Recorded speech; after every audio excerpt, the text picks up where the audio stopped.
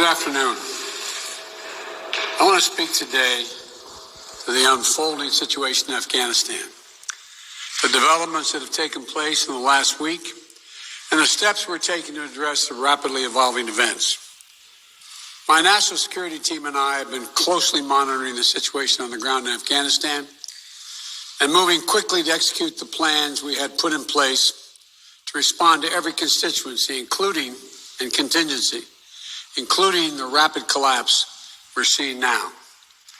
I'll speak more in a moment about the specific steps we're taking, but I want to remind everyone how we got here and what America's interests are in Afghanistan. We went to Afghanistan almost 20 years ago with clear goals. Get those who attacked us on September 11th, 2001, and make sure al-Qaeda could not use Afghanistan as a base from which to attack us again. We did that. We severely degraded al-Qaeda in Afghanistan. We never gave up the hunt for Osama bin Laden, and we got him. That was a decade ago. Our mission in Afghanistan was never supposed to have been nation building. It was never supposed to be creating a unified, centralized democracy. Our only vital national interest in Afghanistan remains today what it has always been: preventing a terrorist attack on America's homeland. I've argued for many years that our mission should be narrowly focused on counterterrorism, not counterinsurgency or nation building. That's why I opposed the surge when it was proposed in 2009 when I was vice president. And that's why, as president, I'm adamant we focus on the threats we face today in 2021, not yesterday's threats. Today, the terrorist threat has metastasized well beyond Afghanistan. Al-Shabaab in Somalia, al-Qaeda in the Arabian Peninsula, al-Nusra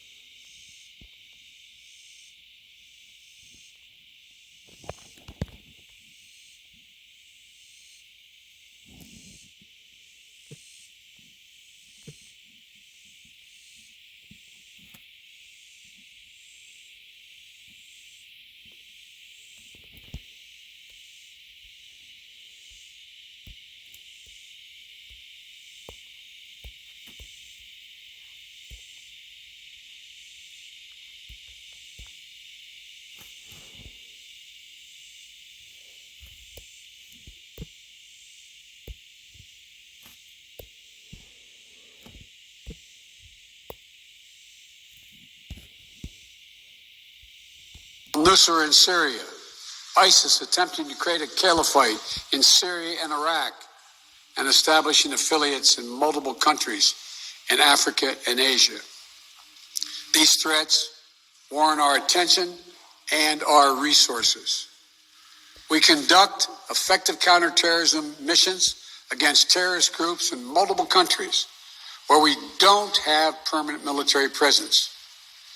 If necessary, we'll do the same in Afghanistan. We've developed counterterrorism over-the-horizon capability that will allow us to keep our eyes firmly fixed on the direct threats to the United States and the region, and act quickly and decisively if needed. When I came into office, I inherited a deal that President Trump negotiated with the Taliban.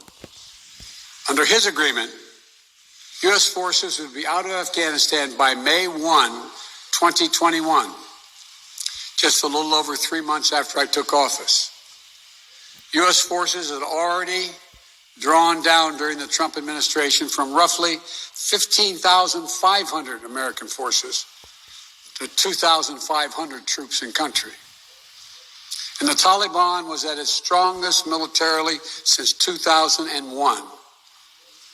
The choice I had to make as your president was either to follow through on that agreement or be prepared to go back to fighting the Taliban in the middle of the spring fighting season.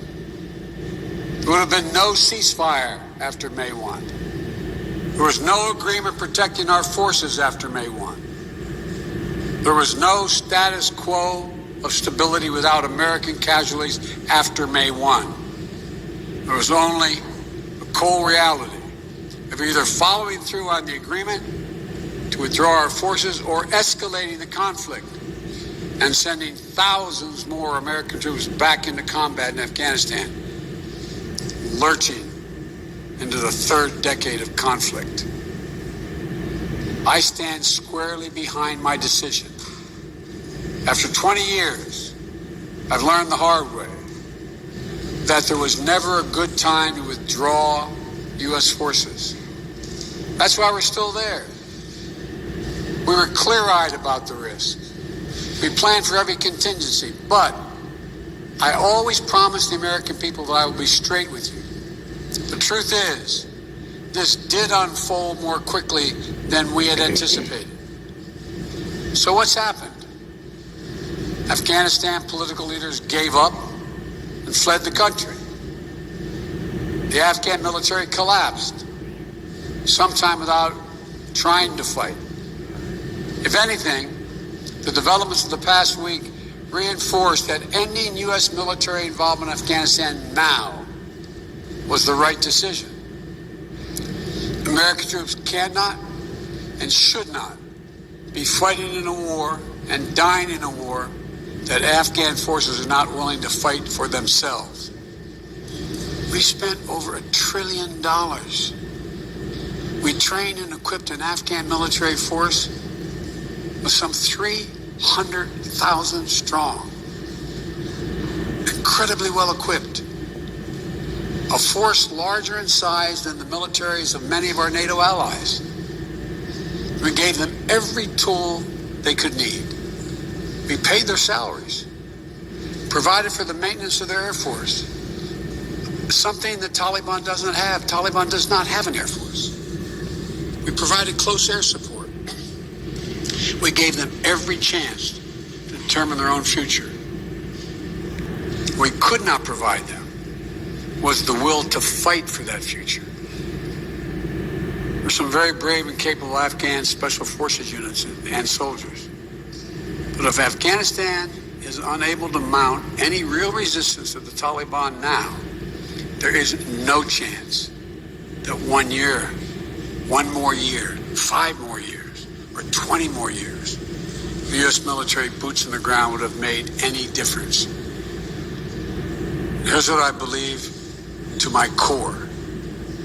It is wrong to order American troops to step up when Afghanistan's own armed forces would not.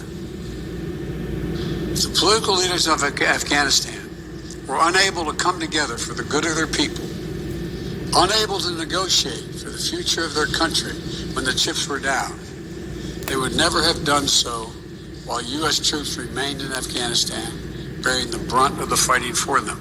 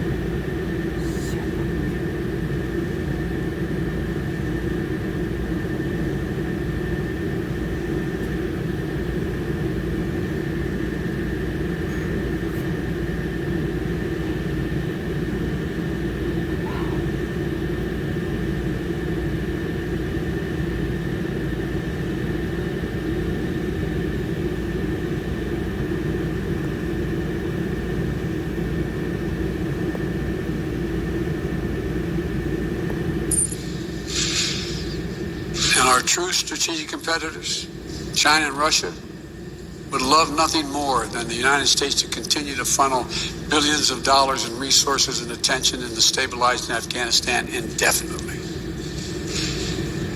When I hosted President Ghani and Chairman Abdullah at the White House in June, and again when I spoke by phone to Ghani in July, We had very frank conversations. We talked about how Afghanistan should prepare to fight their civil wars after the U.S. military departed, to clean up the corruption in government so the government could function